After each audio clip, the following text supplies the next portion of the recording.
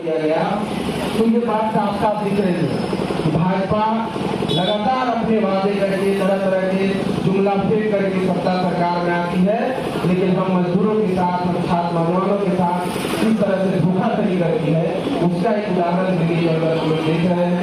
फिर उसी तरह बिहार के अंदर भी 19 लाख रोजगार का वादा करने की सरकार, लेकिन जी ने कहा कि अभी हमारा अंतिम चुनाव है, 19 लाख रोजगार देंगे, आप हमें वोट दे दीजिए। पता नहीं मोदी जी का अंतिम चुनाव था वो नहीं, लेकिन ये बात आज के नौजवान इस बात को कह रहे हैं कि आपने जो वादा किया था वो वादा तो पूरा आपने किया नहीं।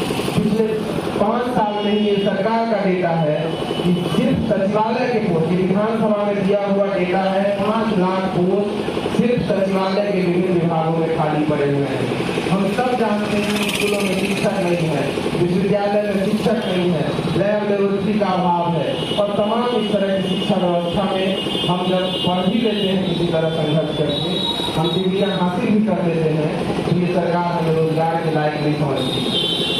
हमारे साथी कह रहे थे कि स्थानीय नीति है वो भी बिहार के अंदर लागू नहीं है। बड़े पैमाने पर छात्र नौजवान सड़क पर उतरे हुए हैं, पटना की जगह जगह इससे आंदोलन भी हो रहा है। जब हम बिहार के छात्र नौजवान पढ़ाई कर रहे हैं, हमें समुचित न्याय के साथ बिहार में रोजगार के लिए इसकी गारंटी सरकार ने करनी चाहिए और इसीलिए स्थानीय नीति लागू होनी चाहिए, तो निश्चय नीति लागू होनी चाहिए। हम देख रहे हैं कि लगातार सामाजिक न्याय के ऊपर भी हमला हो रहा है।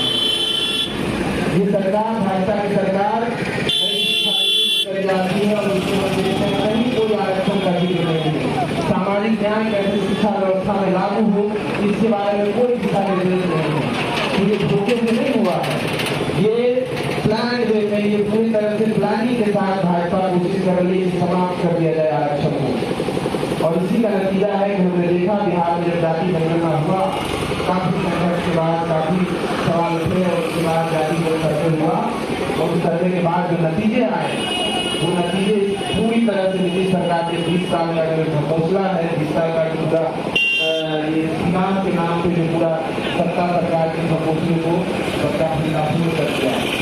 सामाजिक दृष्टि पर दलित पीड़ित होने से आने वाले लोग, महिलाएं अभी भी शिक्षा रोजगार संशोधित नहीं है। और इस चुनाव में मांग था कि अगर सामाजिक न्याय को सही से स्थापित करना है, समाज के हर वर्ग को मुख्य धारा में लाना है, तो आरक्षण के दायरा को बढ़ाना होगा।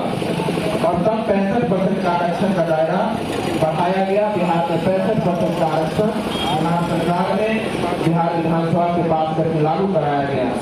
और ये बात केंद्र से ये डिमांड उठाई गई कि अब इस 65% आरक्षण को केंद्र सरकार 9वीं अनुसूची में, क्योंकि संविधान संशोधन का अधिकार केंद्र सरकार के पास है, भाजपा की सरकार से ये मांग किया गया कि आप हमारे आरक्षण के दायरा जो बढ़े हैं उसको संविधान के 9वीं अनुसूची में शामिल करिए ताकि ये लंबे समय तक चल पाए। लेकिन भाजपा ने वादा खिलाफी की और उसको 9वीं अनुसूची में लागू नहीं किया। इस वजह से हम देख रहे हैं जो 65% जो दायरा बढ़ा था आरक्षण का वो खत्म हो गया। तो ये सामाजिक न्याय की स्थिति है भाजपा के शासन में और इसीलिए जरूरी है कि ऐसे सरकार जो हमें शिक्षा से वंचित कर रही है, हमारी सरकारी संस्थाएं जो शिक्षा जो जहाँ हम आप के बच्चे हम पढ़ पाए, वो सरकारी संस्थान और सरकारी विद्यालय कॉलेज अब बंद होने के कगार पे हैं।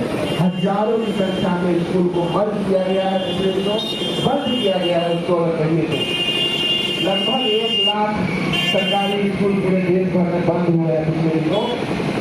और वो भाजपा के शासन सत्ता में तो सबसे ज्यादा 27,000 से यूपी में, 25,000 के करीब से मध्य प्रदेश में, बिहार के अंदर लगभग 4-5 हजार स्कूल बंद हो गया। ये बात साफ साफ दिखा रहा है कि सरकार हमें शिक्षा भी नहीं दे सकती, ये सरकार हमें रोजगार भी नहीं दे सकती, ये सरकार सम्मान और सामाजिक न्याय की गारंटी भी नहीं कर सकती। तो ऐसी सरकार को बदल देना चाहिए।